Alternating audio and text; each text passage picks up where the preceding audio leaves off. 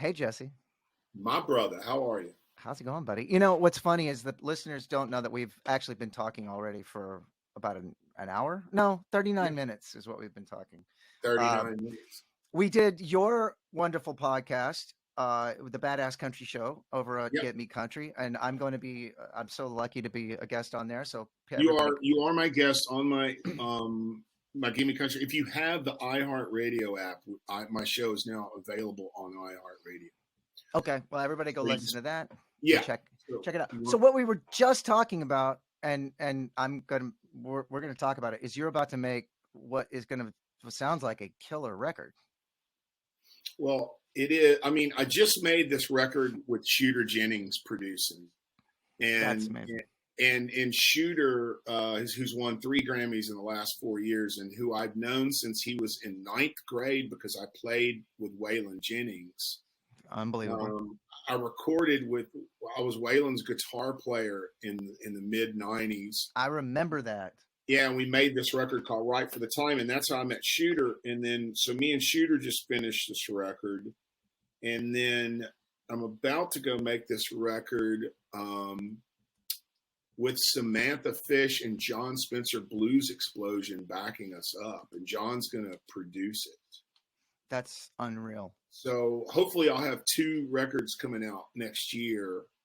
The Well, Shooter record's kind of the first solo um, original record I've done in a long time. So I'm really excited about that. We recorded all that in L.A. and this one's going to be kind of a crazy blues punk type sounding record that we're doing in New York with John. I can't wait to hear that. I mean, it's just a true testament to you and who you are and the person that I sort of, when I saw when I was a kid that, we've already talked, but how blown away I was with you and just your unbelievable talent and thinking like, God, that guy's not that much older than me. Why is he that fucking good? How's he that good? And it's like you and me also talked about growing up in small Texas towns. What the fuck did we have? We didn't have much else. So There was nothing else to there was do, nothing else to man. do. So you worked on your craft and you had gotten into a music or a genre like rockabilly, which also, you had to have your roots in blues and your roots in country. And Yeah. you became just intrinsically, you became a better musician because you already had to study other types of music. Whereas with punk rock or whatever, and that's the genius and beauty of punk rock. If you knew a bar chord, you could play every Ramones Start song. a band. Right. But for you, if you were going to listen to, if you were going to try to emulate Dwayne Eddy or Chet Atkins or whoever, you had to know country, you had to know blues, you had to have your chops. And so Well, yeah, well, it's it's interesting because the time that I got into that music, punk was an integral part of that music as well. sure, sure. And a lot of people kind of some people came super hyper traditionalist, and I can tell I'm a total nerd. I'm a record collector. I can tell you know obscure bullshit that's like of no use, whatever. Sorry. To me, whatever. My We head's smell, full of we, useless. we smell our own, sir. And guys, I'm in Yeah, the yeah, same yeah. boat. Yeah, But yeah. but but where I did differ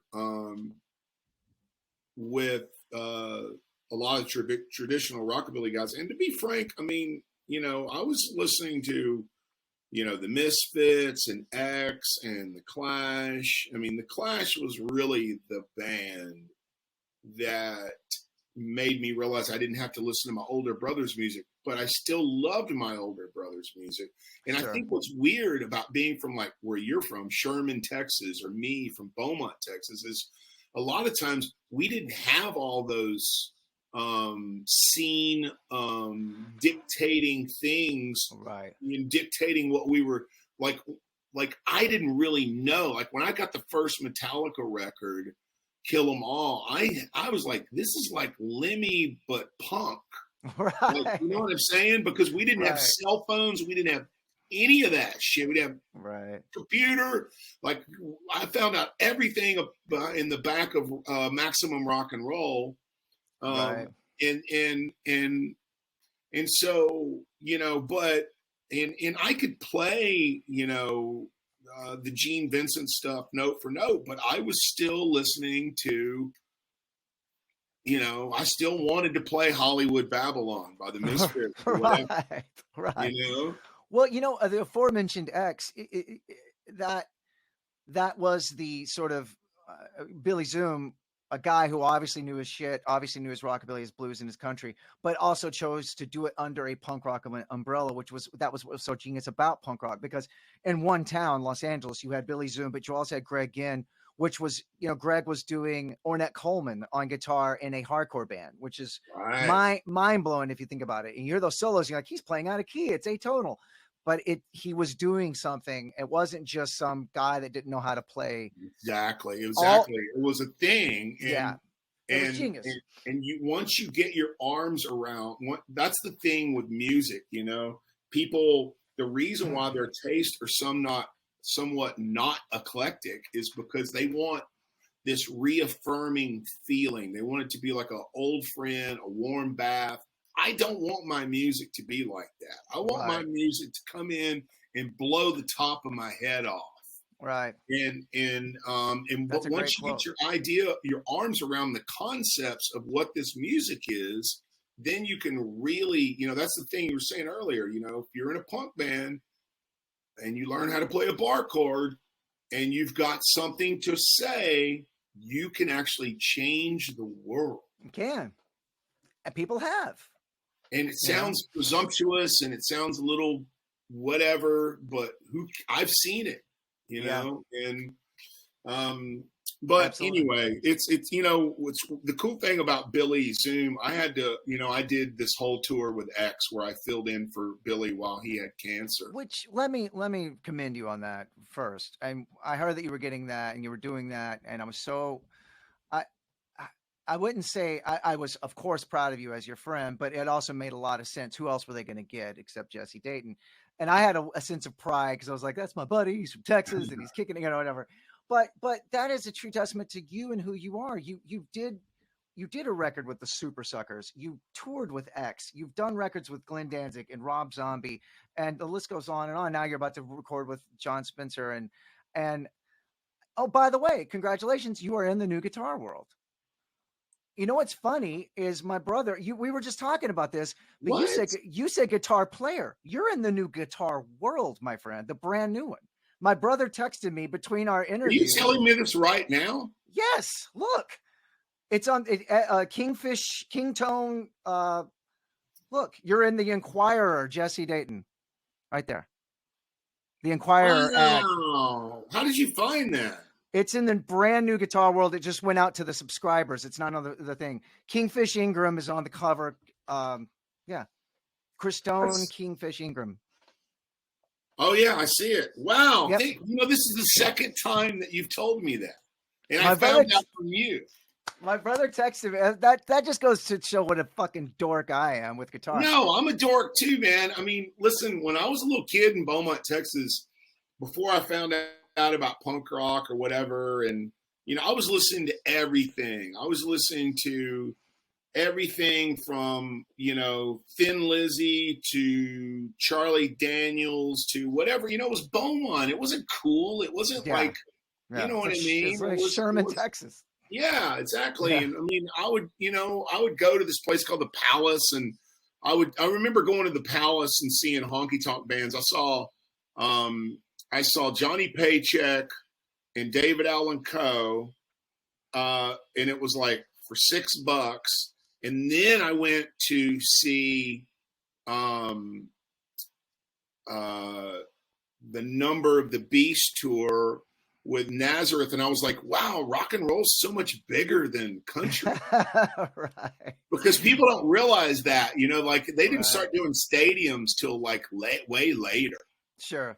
Like late 80s, early 90s. But I remember going to see that show and I saw like, I'm probably a little older than you, but my brother took me to see, I saw Bon Scott on the Highway to Hell tour. That's bananas. I saw Frampton. I saw, Uncle Ted before he turned into a complete dickhead. Totally. That's what sucks about it. That guy is such a great guitar player. He's phrased into everything else. It's just, he's influenced so many guys. And then it's just like, God, he just fucking wrecked it at the end, didn't he? I know, and I have to bite my tongue because I can't correct liberals. You know, they're like, his music sucks anyway. I was like, he wasn't that good of a guitar player. I'm like, no, actually, he was really good. Yeah, he's crazy good. He's crazy good. You know, can't take that away from him. But regardless, you know, and then that was all before, you know, the Clash. And then when the Clash came on, you know, you cut your hair, you got a subscription to Maximum Rock and Roll, and you know, you start going to Houston and Austin and Dallas to see your shows like we all did. Yeah. Well, and that's, you and I have had we're so kindred spirits in that. And that's why I wanted you on here so much. You know, your career has been a true testament to that. You're a guy from Texas, just like I was. We didn't have the benefit of being aligned to a coast. We didn't have, you know, the East Coast hardcore music or the SoCal punk rock or any of that. We just got whatever the fuck we got because we were in Texas, and we were hit kids that were just lucky to get anything counterculture. And it came out. I mean, from you playing with all the aforementioned folks and that you're continuing to play with, to, you know, Hackfish trying to rip off the Descendants, and then being in Guar, now being in Rise Against, you know, we just did what we did. And to us, it was all the same. Metallica was the same as Waylon Jennings to you, you know, and I think that's unbelievable and genius. Well, and I'll tell you a guitar geek story that's pretty ridiculous. So James Hetfield said in Guitar Player magazine that his favorite lead of the year was this late lead that I played on this Waylon Jennings version of Paul Simon's song "The Boxer." And so we walked in the studio that day, and Waylon goes, "Hey, Hoss, we're going to play a song by my friend Paul." And my Rolodex is like Paul English, Paul McCartney, Paul, you know, like, you know, could be anybody. Everybody loved Waylon. I mean, I was taking a leak in Shooter's bathroom the other day in his studio in LA, and there's literally a handwritten letter from John Lennon saying, "I saw you on the TV last night. Here's a couple of songs I want to pitch to you." Jesus Christ. And so, I mean, it's that crazy. And so anyway, it turned out to be a Paul Simon song. And we put this, I played Waylon's guitar and his Super 6 Fender, his whole rig. He told me to play his rig. And then we hooked up a wah-wah pedal. Whoa. And so Hetfield liked this. So, and I was like, you know, glowing. After that. So anyway, we're in the studio one day, and Waylon comes in and goes, "Well, Hoss, they want me to play the Lola Falana show." And I was like, "Lola Falana, isn't she that hot dancer from like the 70s? And he goes, "I don't know." And then 2 seconds later, Nikki, his manager, walks in and goes, "Oh my God, did you hear the news? We're going to play Lollapalooza." I was about to say Lola Falana. That probably would have been a bit after her time. That's amazing. That's amazing. Hetfield's dad was like a huge Waylon fan. Well, what an honor. Jesus Christ, man. And Metallica got him on Lollapalooza. We're lucky enough to have played with them a few times, and they've asked us, you know, we've gotten to play with Metallica, and for, you know, the teenage me, I never would have believed that, and it's always been, you know, never wears off. Did you play with them on a festival or play with them? We've played the opener. We're the opener, both, quite a bit of both. We played with them just in downtown Las Vegas. It was just us and Metallica, and you know they're super nice guys. Oh, they're such nice guys, And Kirk's like the biggest horror movie geek ever. Oh yeah, and Michael Schenker freak. So like we have that in common because I'm a Michael Schenker. Yeah. Well, let's get into your gear a little bit. So because, you know, we get real nerdy about gear, and you know, one thing I want to say off the top is you sort of have come to be known for playing what is impossible to find, a King guitar made by our buddy Jason Burns. Used to play bass with the Road Kings, which backstory for everyone listening, the Road Kings, I've said it, and I've said it already, were the coolest rockabilly band when we were kids, and they would come to town, and Jesse was this hotshot guitar slinger that would just cut everyone's heads and then fuck off. No one would see him until they played again, and everyone went to go see him. Every Dallas guitar player. And Jason Burns was his bass player, and Jason now makes basses, upright basses. And he's got a company called Blast Cult. Blast Cult, He right? lives in London full time. That's right. That's right. I've run into Jason a few times, and it's always great to catch up with him. But he's made a few electric guitars, one of which being your main, another of which being Nick Curran actually had one. Nick Curran had the second one. Yeah, and I used to play with Nick, and we can go on and on about Nick Curran, what genius, and just both of us so lucky to have known him, and R.I.P. Nick. But anyway, Nick explained it as it looks like something that the Flintstones would have drawn. Yeah. You know what I mean? It's such a cool shape, and it's really hard to do something original. Trini Lopez on crack. Yeah, exactly. And it's hard to do something original with guitar, but that's been your guitar for quite a while, and it's a King instrument. Correct? Yeah, it's the first version. That's actually the very first one he ever made. Wow. That's he doesn't have anyone that's like that. There's only two pieces of equipment that I have that are prototypes, and that is that guitar. And then I have a prototype, Bruce Zinke, who used to run. Oh, I know Bruce. Yeah, Bruce Zinke used to run the Fender shop, and he made those. For the listeners who don't know, Bruce was the guy who came up with the idea of the little cigarette packs with the speakers in them. Yeah, that you could plug your guitar into, and you can plug them into a cabinet. Yeah, and so you could totally plug them into a cabinet. And so he called me and said, "Hey, I bought the rights for Supro. I think he sold it now." And he goes, "I'm building this amp." And we talked for hours and hours. And I was telling him about how underrated these Ampeg amps were that I used to use with the Road Kings, that were called Reverber Rockets and Gemini. Yeah, and they had this really dark reverb on them that's so different from Fender, but they sound great. And the tremolo is just like on steroids. It's just like, on Rumble and you hear Link Ray, and it's like it's like an inch from your nose. And so anyway, he made all these adjustments, and he said, "Man, I'm going to send you and give you this prototype." And David Bowie bought the second and third one. Holy shit. And then Jack White bought like 4 through 10. Wow. And so, but I have the prototype for that, and I have the prototype for this King guitar. And is that your main amp? No, it's not. My main, I'm endorsed by Orange now, because they made this thing called a Tremlord 30. Sure. It's their version of an American amplifier. And it sounds like, California Fullerton meets AC30. Wow. And you can go back and forth between that. No shit. Which for me is everything, because, I got to have big, clean Dwayne Eddy, Telly poppin' sounds. And I also got to bring the rock. Right. For sure. For sure. And, but I use these TV Jones pickups in the King guitar, and it's got a Bigsby on it. The thing never goes out of tune. I mean, if it does, it's like 1 or 2 cents between, between songs every once in a while. But so Jason just knocked it out of the park on that first. He did, man. And the thing about Jason is when we were in the Road Kings, he was into Von Dutch and all these guys. He was appalled when all that shit ended up on Fashion.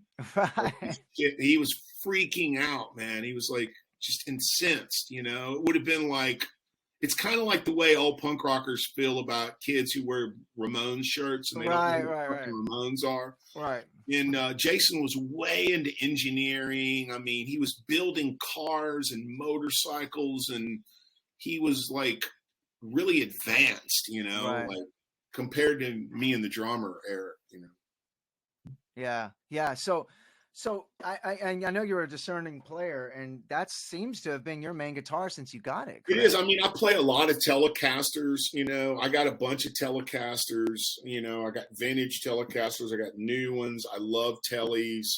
One of my main guitars is the 73 Telly Deluxe that has these soap bar pickups in it. Right. And I love those, and I tune those all kinds of weird ways on my solo gigs. Yeah. And I bring them for backups. And I have other King guitars. Okay. And yeah, and but his big deal is now is he makes these upright basses that just, I mean, if you're plugging in an upright bass into an amplifier, he's the only game in town. He's the guy. But if you want some kind of carved instrument, to play jazz or orchestral music or whatever, he's not your guy. But if you want your it just sounds great. It's got that nice mid trombone kind of boom, boom, boom, boom, boom. Right. Like those Bill Haley records and, sure. and that kind of thing. I know that Jimbo Wallace from the Reverend Horton Heat, he's been using Jason's stuff for quite a while. Yeah, absolutely. He does it for Reverend Horton Heat. He does it for all the Stray Cats. All of Brian's solo stuff. He's made weird ones for Marilyn Manson that look like kind of these Nazi looking ones. And he made one for what's the big hip hop weed band Cypress Hill? Yeah, he made one for Cypress Hill. It's got weed on it, and they bring it out in the middle of the show. And so he's become pretty big time, Oh, that's so good. I need to. He's a great guy. He's a Dallas guy, man. He's a great guy and a Dallas guy. Yeah, Texas. He used to live with Jimbo in Dallas. Yeah. Now, did you used to use Gretsch stuff back in the Road Kings days? I did, man. I had a 57 Country Club blonde that I used, and I had a 59 6120. Wait, you used Guild? Did you not use Guild? No, that was no, that was not you. Never mind. Sorry. I never used Guild. And I had two mid 60s Reverber Rocket amp pegs, and I put them on chairs. Right. And I brought the chairs with me, and I leaned them back, and then I looped them together, and then I used a tape Echo. Yeah, the Echoplex. Yeah, sure. Tape tube Echoplex. And then I used the tremolo and the reverb switch, and I had no tuner back then. Because I was we were young and crazy, and we were unprofessional, and then I finally put a tuner in there. But that was because I was all freaked out. I was like, no, the tuner's going to screw up my tone, man. Right. And that was it. And, and I worked on everything. I mean, I worked on, my thumb picking and, just all the stuff, I spent 10, 12 hours a day playing guitar for so many years. I mean, dude, and it showed. I mean, you were, God, everybody talked about Jesse Dayton coming through town. It was nuts. So those Ampeg amps, I've heard a lot about those. Were those, what years were those? Early 60s. Early 60s. Wow. Yeah, and they're really cool, man. I mean, they remade them, and they're not, they're just like everything else, but they're amazing. And that's what the Black Keys recorded all that shit with. Oh, God! Now I try. You get one of those Black Keys records, man. Say what you want, but those records sound phenomenal. Oh, they sound fucking. I'd love to hear you record with that guy. I know we almost did, man. We were talking. I want to work with Dan. I love that guy. If that happens, I'm inviting myself, and you. Okay. I'm just going to show up and go, hey, let me play rhythm on this one song. Yeah. I'm just going to do it. Anyway, well, man, I don't want to take up too much more of your time. I always ask guests, well, you're a busy guy. I always ask guests, and honestly, we got through kind of everything that, you and me, this is what we do. Every time we meet each other, we just kind of, we're from the same cloth. Do you have one that got away? Like one that maybe you either got stolen or pawned? What guitar that you're still pining away for? Let me. This, by the way, I have a book out called Beaumont, and it's on Hachette. Right. It's on Hachette Books, and it's the same guy who published and edited Lonely Boy for Steve Jones and the Replacements book. He did both of those books. It's called Beaumont. Okay. And there's a story. There's a story in the book. I'm on tour with Social Distortion, and we're playing the Bottleneck in Lawrence, Kansas. And this is before, you know, they had really blown up to be what they are now. Now they're ginormous. And I couldn't be more happy. I love Mike Ness. Yeah. Really good dude. Was this with Johnny Two Bags? Was he the guitar player at that point? Yep. I love Johnny. I love Johnny. I've known And, Johnny as long as I've known you, actually. And so I had the same manager as Brian Setzer, and Brian Setzer had just come out with this new Brian Setzer Gretsch model, and he told Dave Kaplan, he's like, we'll give this to Jesse, and it was signed and all this stuff, you know. So I brought it on this tour, and these two kids came back, and they took pictures with me, and they had taken my guitar off of the stage. It wasn't some jive ass thing where I left it in the van, or, you know, I left it on the dock or anything like that. It was like these motherfuckers had ginormous balls and were so stupid. And they just walked onto the stage and took the whole thing out and walked out of the back door. Holy shit. Okay, and I didn't know this, and I was freaking the fuck out, right? Yeah, as you do. So for about 2 days, I don't want to call my manager. I don't want any. I'm so embarrassed, you know. It's this guitar that Setzer had, and, you know, and so we get to Missouri and Columbus, Missouri, and the promoter comes out and he goes, "Hey, Jesse Dayton." I said, "Yeah." And he goes, "Somebody says they have something about your guitar." So I just freak out and I run to the office. I'm like, "Hey man, what's up?" And he goes, "Hey man," he goes, "this is Kevin." He goes, I'm with the Angels, man. And we got your guitar back. It was the Hells Angels. Holy shit.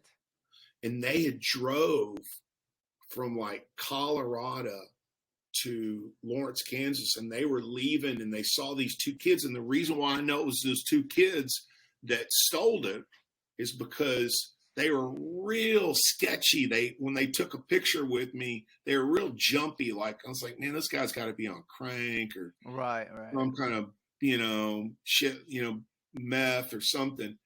And he explained to him, and he goes, and then they put their guitar on a sissy bar on one of their bikes with the case and drove that motherfucker back to Colorado.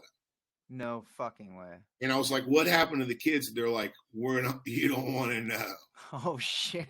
And so I was like, well, dude, why? I said, when'd you get home? He goes, oh, we got home the next day. I was like, why are you just now calling? He was like, bro, we just been keeping it in the room, looking at it, freaking out, man. Those are beautiful guitars. And he fucking sent it back to me. Oh my God. He sent it back to me, and I got the guitar back. And well, that's the first time we've had a story where you got it back, actually. Yeah, I've had other guitars that I didn't get back. Well, you know, I have one very quickly. We did some stuff with and this is my one that got away, which I haven't talked about yet, but we, speaking of getting it back, we did some stuff with the Foo Fighters and Pat Smear, you know, out with the Foo Fighters. Yeah. He had a thing that looked like an SG, but with the properties of a Les Paul. So it was an SG shape, but it was binded, and it had a bracket pick guard. It was contoured. It was thick. Everything else was a Les Paul, but it was an SG shape. And I was like, that's the coolest thing I've ever seen. It didn't say Gibson on the headstock and it had dots on the inlays. And so I went up to Pat. I was like, what is that? And he said, it's a Robin Artisan. So Robin out of Houston, actually. Yes, Robin guitar. Right. They had made 250 of these things, and then Gibson gave him a cease and desist because it was essentially two Gibson guitars mashed up. Sure. He loves two pointy. For Pat to play a guitar, it's like his first guitar was a Hagstrom. So they have to have 2 points, you know. And so it's like SG or anything like, you know, Tree Lopez. The Germs when he was back like a long time ago. Right, exactly. And so I freaked out. I was like, I got to find one of these things. And every reverb auction at that point where you could find, you know, just Google Robin Artisan, they were gone. They were all gone. I found one. I put them on an alert. So I found one and I got it, but I didn't. The guy he sent it to me without signature. And this was during pandemic when all the porch pirating was happening. People were driving around and just taking big packages off of people's porches. So this guitar, I'd never had a guitar stolen like that from my house. It was on my Nest Cam. A guy pulls right into my driveway, grabs the guitar, puts it in his car, fucks off. Oh, Never, right. Made a police report, the whole thing. I had the serial number, I had everything. Never, whatever. So I'm on Facebook. I put a thing out about it. You might have seen it. I was like, here's the guys. I had his face. I had everything. Here's the thing in Austin, whatever. If you see this guitar, it's really rare. And I'm Facebook friends with Pat's Tech, another guy named Pat, actually. And man, I got this weird number. And I didn't have Pat Smear's phone number. He texted me. He was like, hey, I heard you got an artisan and he got lost. And I was like, yeah, actually. And I was like, do you have my guitar? Because I didn't know who it was. And he was just like, what is your serial number? And I was like, it was number like 31. He goes, how would you like number 2? And I was like, what? And it was Pat Smear, and he sent me one of his. Oh my God. So I know. How cool is that? It was the coolest thing in the world. It's the coolest thing ever. Ever. Pat Smear is so fucking cool. He's so fucking cool. I want to say it right here, right now. He's so fucking cool. He is, man, because if you think about what he was doing before he hooked up with Kurt and all that stuff, he was like the guy that they looked up to. Absolutely. And they still do. You can tell being out with those guys, Grohl still looks up to him. I wish I had the guitar here. I could show it to you. It's so cool. I'm trying to have one like that made right now. Shout out to Matt Hughes over at Banker Guitars, because I'm having Matt Hughes at Banker. And I got to say, as somebody from Southeast Texas, the fact that Pat Smear has a Robin guitar, which was made in Houston, Texas, and then sent it to you, who's a Texan. I know. It's like that guitar came home. It came home. Exactly. Well, I'm gonna get out of your hair. And hey, Jesse, thank you so much for doing this. Absolutely, brother. It was great. It was great.